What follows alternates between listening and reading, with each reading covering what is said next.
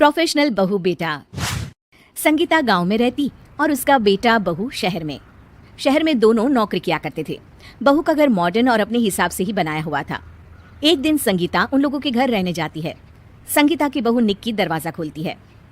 अरे माँ जी, आपने तो आने में बहुत देर लगा दी। हम दोनों का ही ऑफिस जाने का वक्त हो रहा था। संगीता घर के अंदर जाती है और सामने खड़े बेटे को देखती है। राहुल, तुम मुझे स्टेशन लेने नहीं आए।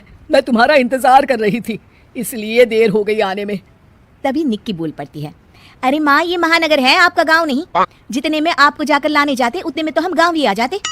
अरे तू तो चुप ही रह, बड़ी आई। माँ हूँ मैं इसकी, और मैंने अपने बेटे को इस लायक तो बनाया ही है कि वो इतना तो अपनी माँ पर खर्च कर ही सके। चल, भूख लगी है मुझे, नहाने जा रही हूँ मैं, वैसे भी बहुत थक गई हूँ। अब माँ, मैंने और निक्की ने आपका नाश्ता और खाना बना कर रख दिया है, आप आराम से खा लेना। हम ऑफिस के लिए निकल रहे हैं, शाम को मिलते हैं। इतना कहकर दोनों घर से ऑफिस चले जाते हैं। बेचारी संगीता पूरे घर में अकेली बैठी खाना खाती है, तो उससे खाना खाया ही नहीं जाता। ओहो, एक तो अकेले खाओ और ऊपर से खाना भी ठंडा। चलो किचन में चलकर खुद ही कुछ बना लेती हूँ। संगीता किचन में जाती है, लेकिन उससे गैस नहीं जलती। हे भगवान, न जाने कौन कौन से नए तरीके के चूल्हे आ गए हैं, न जलाए जाते हैं न समझ में आते हैं। ठंडा ही खा लेती हूँ। संगीता मन मारकर किसी तरह खाना खा लेती है और इसी तरह दिन ब दिन बीतते जाते हैं। एक दिन संगीता कहती है, बेटा, मैं घर में बोर हो जाती हूँ, कहीं घुमाने ले चलो ना, यहाँ तो कोई किसी से बात नहीं करता।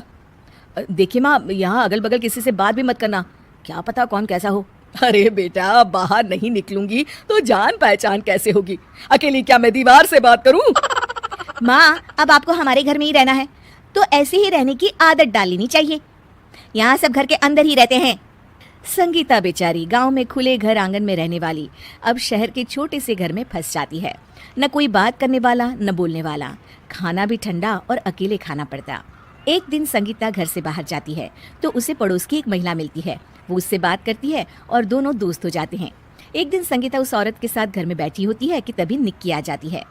अरे माँ जी, ये कौन है? ये मेरी सहेली है, पास के मकान में ही रहती है। अरे माँ जी, आपको जो मना करो वही आप क्यों करती हैं? आपको कितनी बार कहा कि यहाँ किसी पर भरोसा नहीं किया जा सकता। अरे कैसी बहू हो तुम, कोई सास से ऐसे बात करता है भला? अरे वो तो छोड़ो, मेरे चले जाने का तो इंतजार कर लेती, मेरे सामने ही मेरी बुराई कर रही हो। अरे चलिए चलिए, ये मेरी सास तो गांव की है, इन्हें क्या पता कि शहर में लोग कितने चालाक होते हैं। आप अपने घर जाइए। अरे बहू, ये तुम क्या बोल रही हो? ये कितनी अच्छी महिला है और तुम्हें पता है? संगीता अपनी बात को पूरा करती उतने में ही पड़ोसन उसे कुछ भी कहने से मना कर देती है। पड़ोसन वहां से चली जाती है और संगीता भी निक्की से बिना बात किए वहां से चली जाती है।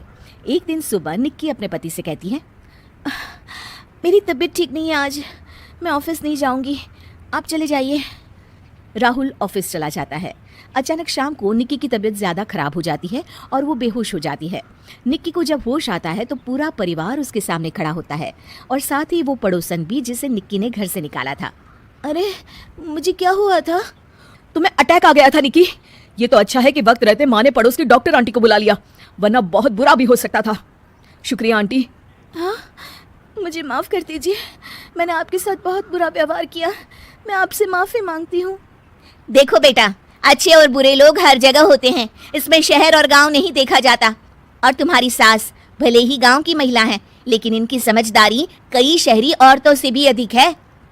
निक्की उनकी बात सुनकर शर्मिंदा होती है और अपने किए की एक बार फिर से माफ़ी मांगती है।